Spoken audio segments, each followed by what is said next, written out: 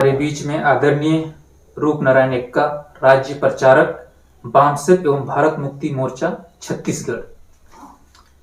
Sir, आपके सामने एक सवाल है सर।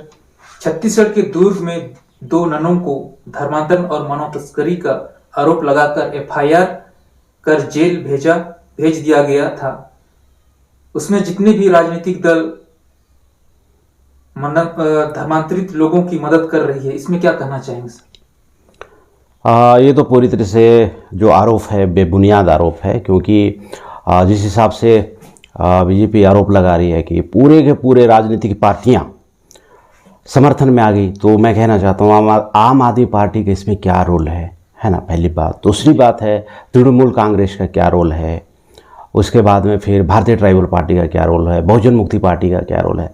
तो ऐसा अगर आप पर्टिकुलर पॉलिटिकल पार्टी का आप इंडिकेशन करेंगे ना, तो ऐसा कुछ भी नहीं है। ये आरोप पूरी से बेबुनियाद है। और जैसे आप केंद्र में अभी जैसे जो तिबारा जो सरकार बनी हुई है भारतीय जनता पार्टी की, तो ये आरएसएस का एजेंडा को फॉलो कर रही है। वो जितने भी जो ईसाई हैं उन्हें बदनाम करने के लिए धर्मांतरण का बार बार आरोप लगाया जाता है।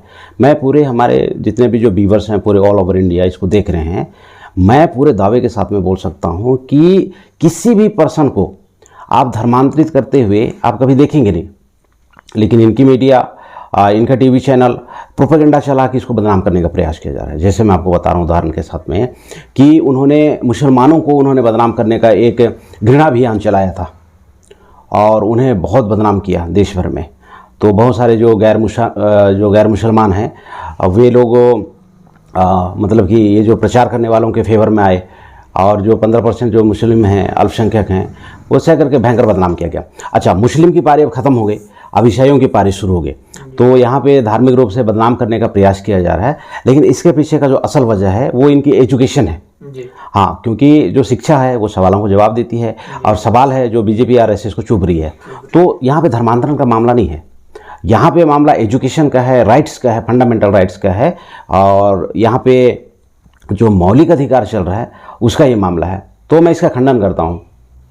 सर, हम छत्तीसगढ़ में आदिवासी नेता आदरणीय अरविंद नेताम जी का कहना है जी, धर्मांतरण के लिए विदेशों से पैसा आती है, कितना सही है सर? जिस हिसाब से हमारे जो माननीय अरविंद नेताम साहब कह रहे हैं कि धर्मांतरण करने के लिए विदेश से भारी फंडिंग किया जाता है, तो मैं समस्त हमारे दर्शकों को मैं बताना चाहता हूं कि ये जो फॉरेन से जो फंडिंग होती थी ये तो कई साल पहले बंद हो चुका है। तो हमारे अरविंद नेताम साहब यहाँ पे जो आरोप लगा रहे हैं ये बेबुनियाद है। मैं इस बातों का खंडन करता हूं। और धर्मांतरण जैसा जो शब्द है जो बार बार आ रहा है, ये महज बीजेपी आरएसएस का एक पॉलिटिकल स्टंट है, इससे ज़्यादा कुछ भी नहीं है। हाँ, और उनका ये भी कहना है सर कि धर्मांतरण लोग जितने भी हैं जी, सभी का डिलिस्टिंग होना चाहिए, इनका कहना ये। अच्छा, कितना सही है सर? क्या क्या लाभ हो सकता है डिलिस्टिंग होने से, क्या हानि हो सकता है?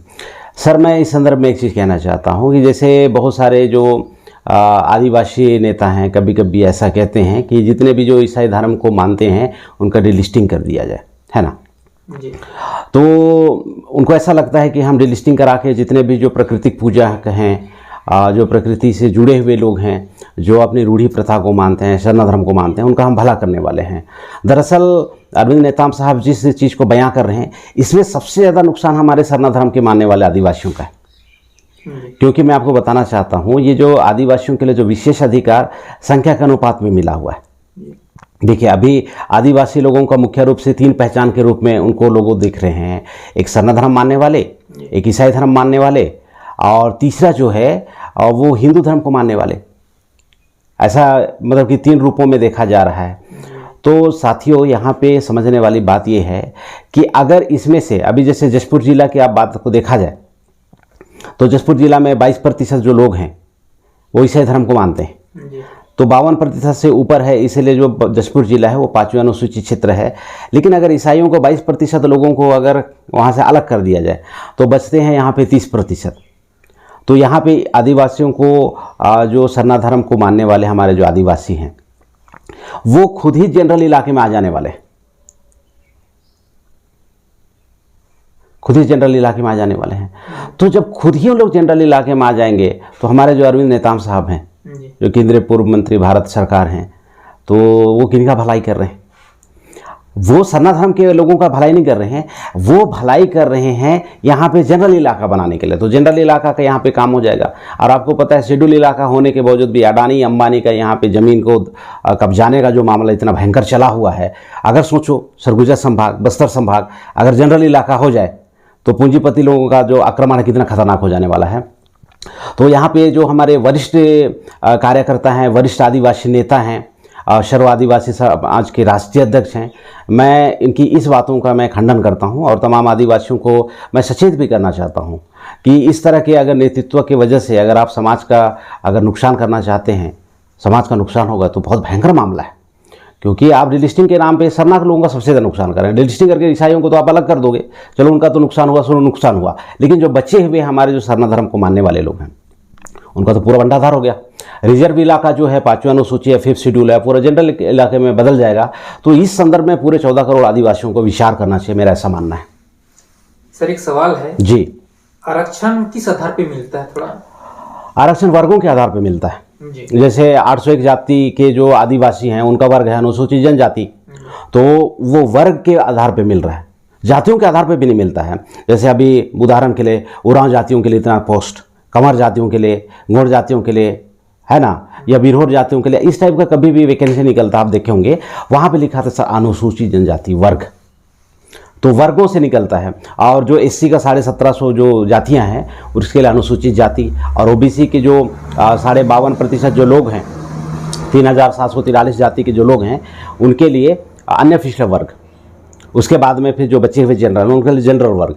तो 4 कैटेगरी में वैकेंसी निकलती है। तो जो भी लोग भ्रमित करना चाहता है कि भाई धर्मों के आधार पे वैकेंसी निकलती है या फिर जातियों के आधार पे, तो ये पूरी तरह से सरासर गलत है। ये भी कहना है सर कि आदिवासियों का जो आरक्षण को इससे आदिवासी लोग लाभ उठा रहा करके ऐसे आता है सोशल मीडिया में।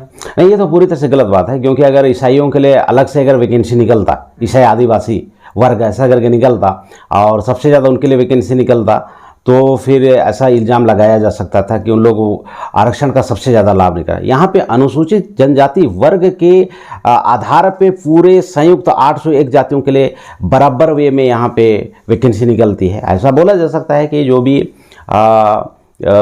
मिशनरियों के द्वारा जो स्कूल चलाया गया, तो यहाँ पे अगर यहाँ पे पढ़े लिखे लोग थोड़ा सा ज़्यादा वर्ग ईसाई धर्म को मानने वाले हुए, ये बातों को स्वीकारा जा सकता है। क्योंकि मैं आपको बता रहा हूँ अभी, जैसे मैं घोघर बासिन मेरा नेटिव प्लेस है, तो घोघर बासिन हमारा गांव है, और बासिन के बाजू में एक घोघर करके एक जगह है जहाँ पे हमारे जो नागवंशी जाति के लोग और डोम जाति के लोग बड़ी तादाद में वहाँ पर निवास करते हैं। तो उसकी दूरी बड़ी मुश्किल से 3 किलोमीटर है बासिन की और घोघर की। तो मैं देखता हूँ कि जो बासिन में जिन्होंने भी मिशन स्कूल में जाने में, स्कूल जाने में किन्हीं टाइप का कोई आपत्ति नहीं आया, स्कूल जाने में, मैं चर्च जाने की बात नहीं कर रहा हूँ, नहीं तो फिर लोग बाग वीडियो में फिर अनाप शनाप कमेंट करेंगे। तो मैं बता रहा हूँ कि स्कूल जाने में, चर्च जाने की बात नहीं कर रहा हूँ, स्कूल जाने में जो बासिन वालों को आपत्ति नहीं हुई, तो इस गांव में बासिन में और घोघर में आप जो साक्षरता को आप देखेंगे बहुत फ़र्क है, ज़मीन आसमान का फ़र्क है। तो अभी भी जैसे हमारे जो नागवंशी जाति के जो हमारे भाई लोग हैं और डोम जाति के भाई लोग हैं, अगर बासिन अगर 90% अगर साक्षरता में आती है, तो हमारा जो घोघर है जहाँ पे मात्र 3 किलोमीटर का फ़र्क है, दूरियाँ किलोमीटर वाइज, तो उसमें हम लोग देखते हैं कि वहाँ पे जो साक्षरता का जो संख्या है 40-50%, इतना फ़र्क है। ये कहाँ पड़ता है सर? ये कांसाबिल से बगीचा रोड में 17 किलोमीटर की दूरी पे पड़ता है। सर ये अरविंद नेताम जी का कहना है जी, धर्मांतरित ईसाई लोग 24 घंटा प्रचार करते हैं, इसको बैन कर देना चाहिए। इसके संदर्भ में क्या कहना चाहिए? माननीय मंत्री साहब का जो आरोप है बेबुनियाद है, क्योंकि 24 घंटा तो कोई करता ही नहीं है। स्वाभाविक सी बात है कि आदमी 12 घंटा तो नींद लेता ही लेता है, तो 24 घंटा का तो भयंकर अतिशुक्तिपूर्ण है। और जबकि यहाँ पे ईसाइयों के ऊपर अनावश्यक रूप से इल्ज़ाम है, अनावश्यक रूप से इल्ज़ाम है। अभी देखिए, मैं आपको बता रहा हूँ, मैं किसी धर्म की आलोचना नहीं करना चाहता मैं, और मेरा ये विभाग भी नहीं है कि मैं आलोचना करूँ। देखिए, मैं राज्य प्रचारक हूँ, मैं हमारे कॉन्स्टिट्यूशनल मुद्दे को लेके, हमारा जो सोशल राइट्स हैं और हमारे जो वर्गों का जो मूल निवासियों का जो मतलब कि जो कॉन्स्टिट्यूशन राइट है, सोशल राइट्स है, उसके ऊपर में मेरा ज़्यादा काम होता है। लेकिन जैसे सवाल आ रहा है तो मैं ये कहना चाहूँगा मैं अभी देखिए अर्ली मॉर्निंग जो मंदिरों के ऊपर में जो गाना बजते हैं, जो प्रचार प्रसार होता है, वो क्या है, वो पूरे सप्ताह का सप्ताह 365 दिन होते ही रहता है ना। तो वो क्या है अगर ऐसा बोला जाए तो। और अब किसी भी चर्चेस में आपने देखो कि सुबह सुबह माइक लगा के कोई ऐसा धार्मिक गाना गाया जा रहा है, फिर धर्म का प्रचार किया जा रहा है। ऐसा मैं इसमें ऐसा कहना चाहता हूँ, ये जो जब से सेंट्रल गवर्नमेंट में बीजेपी की सरकार बनी है और आरएसएस का जो मुद्दा को ये जो बीजेपी की सरकार जो कैरी फॉरवर्ड कर रही है, ये बहुत भयंकर मामला है। यहाँ पे अनावश्यक रूप से ये जो धार्मिक मुद्दा को यहाँ पे लाके आर्टिफिशियल तरीके से लोगों में द्वेष की भावना पैदा किया जा रहा है, मतलब कि सांप्रदायिक दंगे के लिए तैयार किया जा रहा है लोगों को। तो मैं इसका खंडन करता हूँ साहब कि ईसाई लोग 24 घंटा प्रचार करता है, 24 घंटा में तो 8 घंटा वो सोता है, 7 घंटा 8 घंटा, तो सोते समय भी प्रचार प्रसार कर रहा है। तो मतलब कि आरोप लगाने की जो मात्रा है कितना भयंकर है कि मतलब सोते वक्त आदमी 6 घंटा 7 घंटा आराम करता है, सोता है, उस वक्त में भी आरोप लग रहा है। तो ऐसा भी नहीं है, मॉर्निंग के समय भी प्रचार प्रसार नहीं करते हैं। हाँ, जैसे उनका संडे है, चर्च का दिन, संडे को चर्च जरूर जाते हैं, और कभी उनका जैसे प्रेयर कोई सभा हुआ तो उसमें प्रेयर करते हैं या फिर ऐसा। तो इसका मतलब ऐसा नहीं 365 दिन धड़ल्ले से। मैं पूरे देशवासियों के सामने इस बात को रख रहा हूँ कि पूरा 365 दिन सभा आयोजन कभी भी नहीं होता है।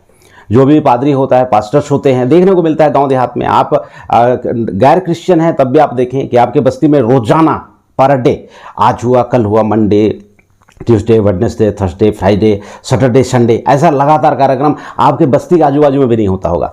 तो मतलब कि मैं कहना चाहता हूं भाई कि लोगों से थोड़ा मोड़ा ईर्ष्या कर ले, थोड़ा मोड़ा घृणा कर लो, चलता है, लेकिन एकदम लिमिट से बाहर, वो भी हमारे मतलब कि प्रदेश के जो बड़े नामी गिरामी लोग, तो ये तो बहुत भयंकर मामला है, बहुत भयंकर मामला है। जी, आपके सामने एक सवाल है सर। जी सर। सर्व आदिवासी समाज के प्रदेश उपाध्यक्ष हाँ और बीजापुर के पूर्व विधायक जी राजा राम तोड़ेम हाँ का कहना है कि हाँ आदिवासी लोग प्राकृतिक पूजक हैं, जी, ईसाई लोग रीति रिवाज को नष्ट करने का काम और षड्यंत्र कर रहे हैं, इसमें क्या कहना है? मैं इसमें कहना चाहता हूँ आदिवासी मूल रूप से प्राकृतिक पूजक हैं और वे अपनी धरोहर को, अपनी विरासत को बहुत अच्छे से संभाले हुए हैं। मैं इसकी तो तारीफ करता हूँ, बहुत अच्छी बात है। लेकिन ईसाई लोग उनका रीति रिवाज और रहन सहन को तबाह कर रहे हैं, ये बात पूरी तरह से गलत है। मैं इसका खंडन करता हूँ। आप किसी भी ईसाई धर्म को मानने वाले को, सरना धर्म के मानने वाले बस्ती में जाके आप इस विचारधारा को मत मानो, इस संस्कृति को मत मानो, इस टाइप का तो आपने कभी ऐसा कोई एक्टिविटी देखा ही नहीं है।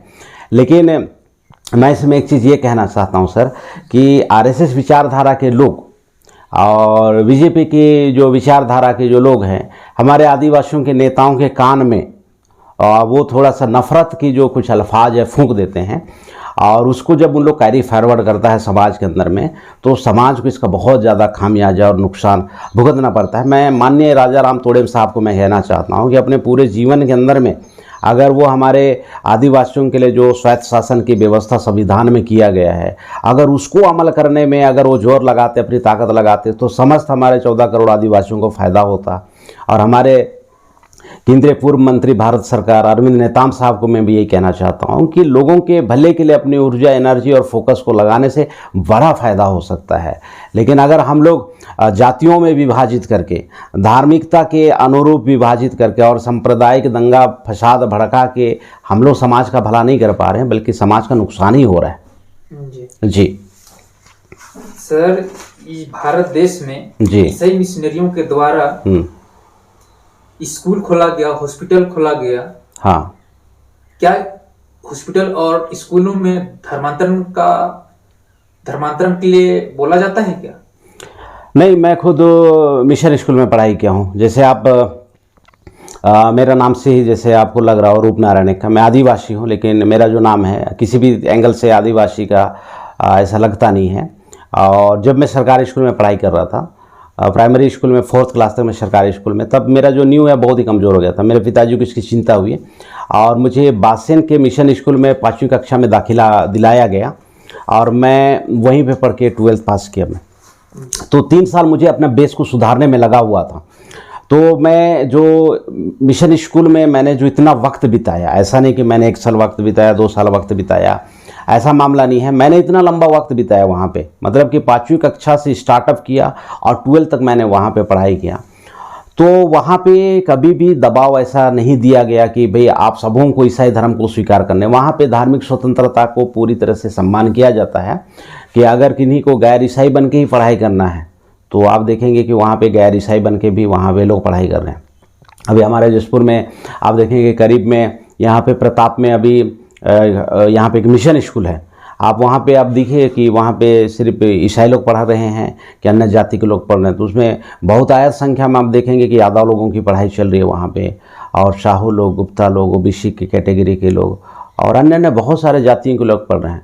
और वहाँ पे की जो स्कूल संचालन करने वाली जो कमेटी है वो धर्मांतरण का कभी दबाव ही नहीं लगाती है। मैं बता रहा हूँ ये ईसाइयों के प्रति पूरे देश भर में घृणा अभियान चलाया जा रहा है। इनको सिंगल आउट करने का मामला है और इनकी सबसे अच्छा काम है कि इन्होंने हॉस्पिटल खोल के जो सेवा दिया, तो इन्होंने डिस्पेंसरी के माध्यम से बहुत सेवा दिया, तो लोगों की जानें बचाई, तो उनका एक नाम हुआ।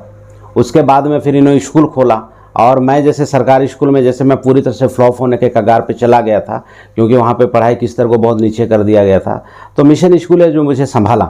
और आज मुझे बताओ रूपनारायण एक्का के रूप में पूरे प्रदेश ऑल ओवर इंडिया के बहुत सारे हमारे जो सोशल एक्टिविस्ट, आदिवासी, एससी और जैसे मैं बामसेफ भारत मुक्ति मोर्चा में काम करता हूँ मैं, तो 6743 जाति के बहुत सारे लोग मुझे जानते हैं। तो आज मेरी जो एक पहचान बन पाई, मैं जो गुम ना हो पाया, इसमें मिशन स्कूल का जो एजुकेशन है वो बहुत ही अच्छा भूमिका निभाया। क्योंकि अगर मैं जिस हिसाब से मेरी जो प्राइमरी जो बैकग्राउंड पूरी तरह से ख़त्म हो चुकी थी, अगर उसी हिसाब से मैं चलता तो शायद मैं 8वीं कक्षा भी पास नहीं कर पाता। लेकिन मैं धन्य मनाता हूँ उस स्कूल का जिन्होंने मुझे पुश किया पढ़ाई करने के लिए, और उसकी वजह से मुझे अक्षर ज्ञान हुआ। अक्षर ज्ञान होने की वजह से मैं भारत देश की सामाजिक व्यवस्था, राजनीतिक व्यवस्था और धार्मिक व्यवस्था को समझ पाया। और जो शिक्षा होती है वो सवालों को जवाब देती है। तो ज़्यादातर ईसाइयों से नफरत करने के पीछे भारत में यही है कि यहाँ पे इन्होंने शिक्षा दिया, और जो आरएसएस की जो अंदर की जो पॉलिसियाँ हैं, अंदर की जो नीतियाँ हैं, उसका खुलेआम देखा जाए तो फिर विरोध किया जा रहा है। तो ये कहीं ना कहीं मूल कारण ये है। जी सर, जसपुर जिला के कुनकुरी विधानसभा से हमारे आदरणीय मुख्यमंत्री विष्णुदेव साय जी के विधानसभा क्षेत्र में जी जो Loyola Holi cross nursing college है जी, कुछ माह पहले वहां पे भी आरोप लगा गया था कि एक छात्रा के द्वारा जी जी कि मेरे को जबरदस्ती नन बनने के लिए फोर्स कर रहे हैं करके ऐसा बात आया था। तो इसमें क्या कहना चाहेंगे? आज आप सभी लोगों को ज्ञात होगा कि पिछले समय पे वहाँ पे इस टाइप का मतलब कि जो दुर्भावना है वो फैलाने का प्रयास किया जा गया था। तो जब इस घटना का तहकीकात किया गया, उसकी समीक्षा किया गया, एनालिसिस किया गया, तो चौंकाने वाले घटना है कि वो जो बहन जी है उन्होंने कभी क्लास अटेंड ही नहीं किया। और जब वहाँ पे जो नर्सेस को संचालन करने वाली जो यहाँ पे कमेटी थी, उन्होंने जब उनको इस संदर्भ में मैं बोला तो वो उलट के फिर उनमें धर्मांतरण का आरोप लगा दिया। और इसमें आरएसएस के कुछ कार्यकर्ता और बीजेपी के कार्यकर्ताओं का यहाँ पे इन्वॉल्वमेंट था। तो हर जगह पे लगभग इसी टाइप का पैटर्न में लोगों को बदनाम करने का प्रयास किया जा रहा है। तो आज अगर देखा जाए तो इनके पास में लोग इतने ज़्यादा हैं, इतने ज़्यादा इनके इस ईसाई धर्म को मानने वाले लोग हैं, तो मुझे नहीं लगता है कि इनको और भी ज़्यादा इनकी संगठन को बढ़ाने के लिए, इनकी चीज़ को बढ़ाने के लिए और नए नए लोगों की ज़रूरत है। मैं तो ऐसा पूरे भारत देश के अंदर में मेरा आना जाना होता है संगठन के कामों से, मैं तो किसी भी प्रदेश में इस तरह का कोई घटनाक्रम नहीं देखता हूँ मैं। तो ये जो हमारे माननीय विष्णुदेव साय मुख्यमंत्री जो हमारे कुनकुरी विधानसभा के विधायक रहे हैं, तो उनके विधानसभा क्षेत्र में और उनके गृह ग्राम में ऐसे ऐसे करतूत आरएसएस बार बार कर रही है, ये कितना भयंकर मामला है। और समाज को जागृत होना चाहिए, क्योंकि इनका जो बार बार जो सांप्रदायिक मामला को भड़काने का मामला चल रहा है, लड़ाई करवाने का मामला चल रहा है, ये किसी भी सूरत में सही नहीं है। और हमारे समाज के जितने भी साथी हैं उन सभी साथियों को मैं कहना चाहता हूं कि दोस्त और दुश्मन की जानकारी का होना बहुत ज़रूरी है, बहुत ही ज़रूरी है। क्योंकि हमारे लोग सामने वाला हम लोगों को उलझाता है, हम लोग उलझते हैं, ये बहुत बड़ी बात है। यहाँ पे क्रांतिकारी गौतम बुद्ध का नाम लेना चाहता हूँ। क्रांतिकारी गौतम बुद्ध कहते हैं कि आपको क्रॉस वेरिफिकेशन का सिद्धांत को अपनाना चाहिए। कि आरएसएस ने बोला कि फलाना जगह धर्मांतरण चल रहा है, आपके कानों में ये बात सुनाई दिया, तो आपको मानने की जगह पे उसका क्रॉस वेरिफिकेशन करना चाहिए कि वाकई में ये अफवाह है, सांप्रदायिक दंगा भड़काने के लिए दुष्प्रचार किया जा रहा है, ये हकीकत है। अगर हकीकत है तो लीगल एक्शन लिया जा सकता है, इस बातों में मैं सहमत करता हूँ। लेकिन अगर तो दुष्प्रचार है तो ये आरएसएस की बहुत ही मतलब कि दुर्भावनापूर्ण व्यवहार है, जो समाज में विभाजन करने का काम कर रहा है। और किसी भी समाज में विभाजन की नीति अगर अपनाया जाए तो किसी भी सूरत में सही नहीं हो सकता है। बहुत बहुत धन्यवाद सर, आपने समय दिया, इसके लिए पुनः धन्यवाद देते हैं। मैं भी आपका बहुत बहुत धन्यवाद करना चाहता हूँ। और ये जो हमारे एक बहुत अच्छे हमारे जो अजीज मित्र हैं, यूट्यूबर हैं आसिफ खेश जी, उनके माध्यम से ये इंटरव्यू लिया जा रहा है। मैं हमारे पूरे हमारे आश्रित भाई के चाहने वालों को मैं ये बताना चाहता हूँ कि उनका जो यूट्यूब है बहुत अच्छा ग्रो कर रहा है। सभी साथी लोग उन्हें भरपूर प्यार दें, उन्हें लाइक करें, सब्सक्राइब करें, शेयर करें और इनके चैनल को बहुत ग्रो होने के लिए आप काम करें। और इस मौके पे मैं आसिफ भाई का धन्यवाद करते हुए और आप सभी दर्शकों का मैं धन्यवाद करते हुए आप सभी साथियों से विदा लेता हूँ। बहुत बहुत धन्यवाद। जोहार। धन्यवाद।